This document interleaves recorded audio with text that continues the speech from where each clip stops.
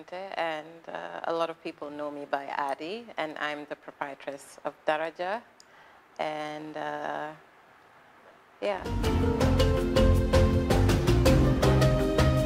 I'm Zainab Bimbala Ayani, the founder of Mango Peaches and Lime. I live in Gambia. Just moved back home 6 months ago in September. I think that's 6 months. And yeah, we've just opened shop a month ago at the Oasis building.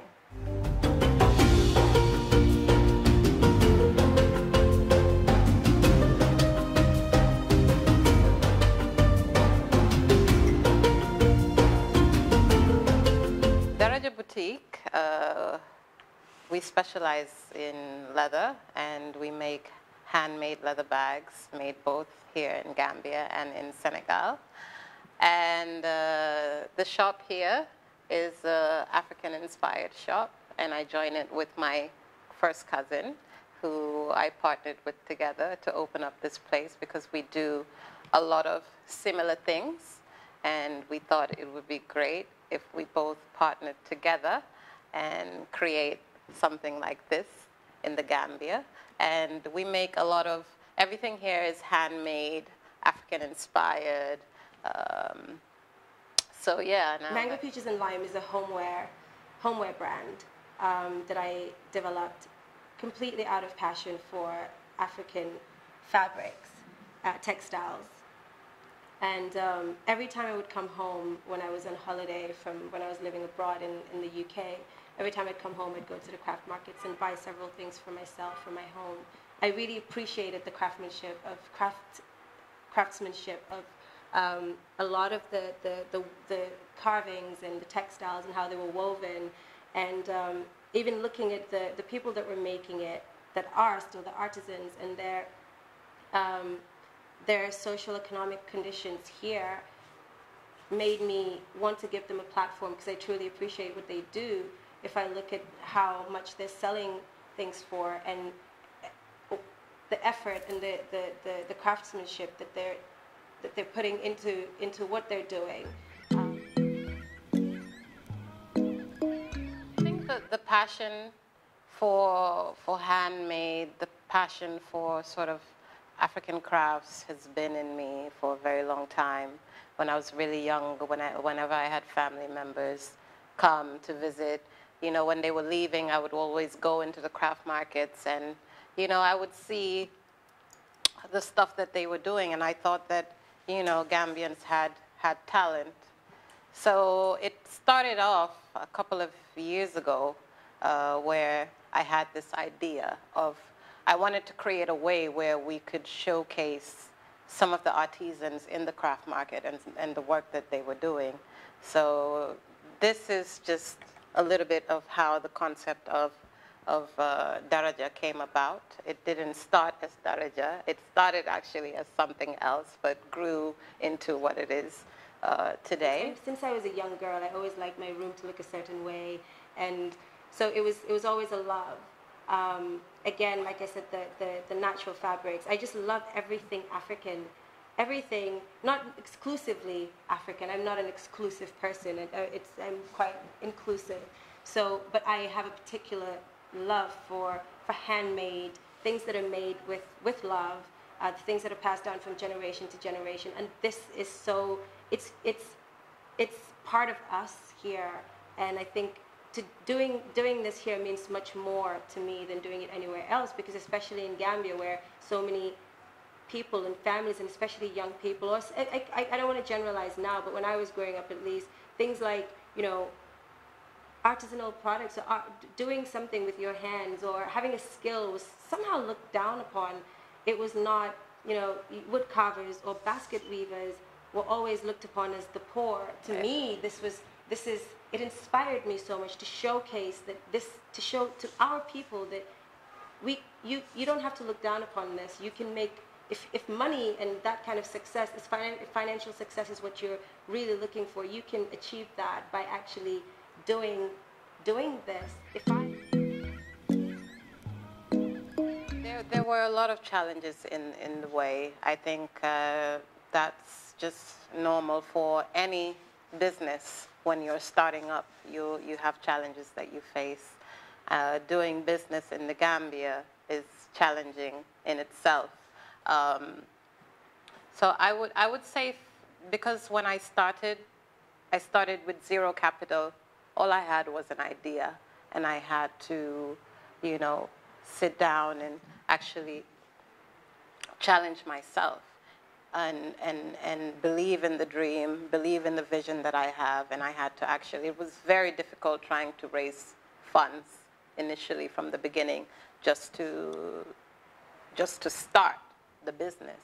My challenges with the brand was, let's say, shipping, because it was very expensive coming ship from Italy. However, I would say my experience here in the last 5-6 months is where I will say I can talk about challenges. And I think my challenges are really lack of understanding and believing in Gambian-made products by the Gambians, or African-made, or things that are from here. That's where I find the block sometimes. Like, at the moment, right now, as Zainab had mentioned, we just opened officially in the beginning of January of this year. So at the moment, we have we have an in-store supervisor. That's Hadi, sitting right over there. But then also, as part of Daraja, as part of the work that I do, I work with different local artisans, just as Zainab also works with different local artisans. So I work with the local artisans on a contractual kind of basis. So at the moment, I have about 4 artisans that I work with on a contractual basis. So every time I have an order, or every time I want to create some new products, I'll basically hire them on a contractual basis, and they will do the job for me. Yeah. So my clients are mainly, I would say, working professional women, and also married men that like to come and get their wives, you know, something nice. Black women, white women, tourists. These are a lot of people that I've been seeing that are my customers from a range of, I would say maybe about from the age of 25 to about 65. That's like the age range that I've been seeing my clientele and my customers. Yeah. but my client is someone very open-minded, someone loving, someone who likes to travel, someone who's very curious to know where this is from, where this fabric is from, where, like I said before, who appreciates art, who appreciates nature, who's very, very cultured. So my client is everybody who wants with an open mind. I see Daraja and hopefully Mango, Peaches and Lime still together as one, and I'm hoping to see ourselves grow, to not just be in just the Gambia, but grow to become a multinational company. Yeah, to be thriving and to be employing people and to be happy in what I'm doing, to still love what I'm doing. That is more important. If I try to be as present as possible and think today and not 5 years from now. Might not be the best way for business, but it's brought me here. So I'd like to see it grow, to see people identify with my product, identify the brand by seeing it without the logo and knowing that this is Mango, Peaches and Lime.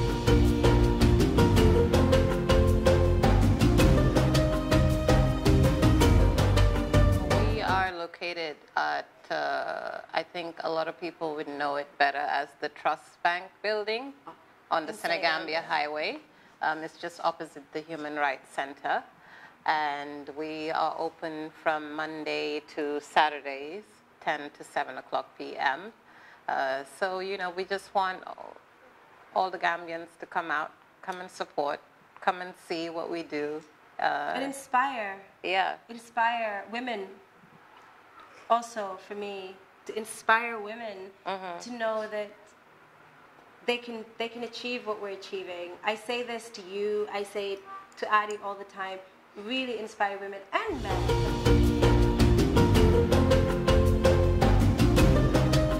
You can contact us on 701-4444, and I have a Facebook and Instagram page. On Facebook, you can find me at Daraja.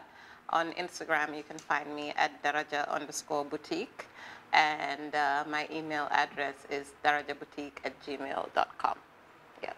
I'm on Instagram and on Facebook as Mango, Peaches, and Lime. On Instagram, Mango, Peaches, Lime.